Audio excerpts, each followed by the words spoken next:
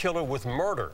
Fox 5's Linda Schmidt is on our story. And power problems persist on Long Island tonight. Yeah, here are the latest outage numbers. According to LIPA's website, Nassau County now, more than 5,700 customers are without power. In Suffolk County, all right, well, a couple in Queens Village says that their house is the only house, imagine this, in their neighborhood that still has no power. Now, they want to know why. Well, we sent Fox 5's Carrie Drew to check it out for us, and here's what she found out.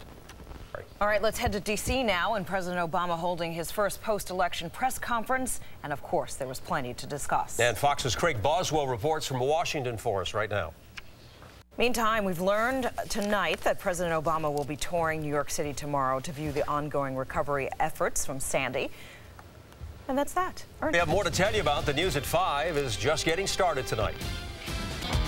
Finally, we have some good news to report to you tonight amid all the chaos in the aftermath of Sandy. Well, a crew of utility workers on Long Island came to the rescue of an 80-year-old woman as she was being robbed. Fox 5's Adrian. Families helping families following the storm on Facebook. A group called Adopt a Family Hurricane Sandy is connecting families directly affected. Chairman, thank you very much. Yeah, and Joe will give us another update on that fiery scene in a moment.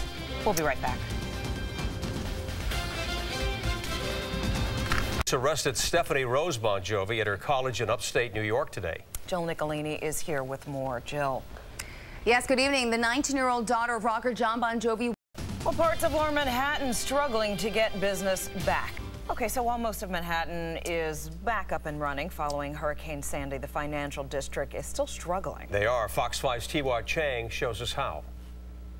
Meantime, Mayor Bloomberg toured recovery efforts at the South Street Seaport today. Many of the businesses. All right, something else. If your car was destroyed by Hurricane Sandy, and if what's left of it is still parked on a city street that is now subject to alternate side parking rules. Story on its website today. And joining us right now is working on this story. Tell us more about the problems, the predicaments a lot of these people are facing when these rules go back into effect. You know, Jill, it seems as though the city has tried to be very compassionate through this whole disaster. So one has to wonder why in the world they would continue this. What are they saying about this? I mean, it's been... A lot of the car owners, I'm sure you checked it out, didn't act sooner to do something about this before they got into this mess. Recovery effort here. All right. All right. Well, we'll hope for the best for everybody. Jill Colvin from DNAinfo.com. Thanks so much. Okay. Well, a massive recall involving millions of Toyotas. That's coming up. The problem that could put... Fox 5 Health News is coming up next for you tonight. Well, we certainly have heard this because a lot of people joke that they are addicted to their electronic devices. They really can't go anywhere without their smartphone or their iPad. And in some cases, that addiction is very real. But what about in young children? It's more of a concern, It can be a problem. Fox 5's Brenda Flanagan takes a closer look for us tonight.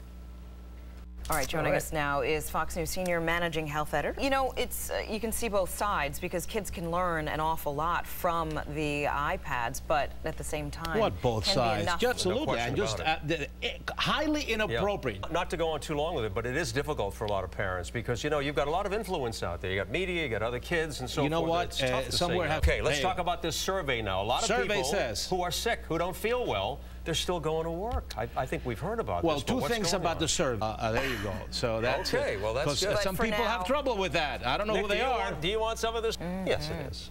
Very nice. Okay, so this Friday is the moment Twilight fans have been waiting for, the final installment of the Twilight saga. And Fox's William LaJeunesse has a look now at the Breaking Dawn Part 2. All right, well, coming up, Madonna getting Gangnam Style. Yeah, this one's for you. Keep it right here. His confessed killer with murder. Fox 5's Linda Schmidt is on our story.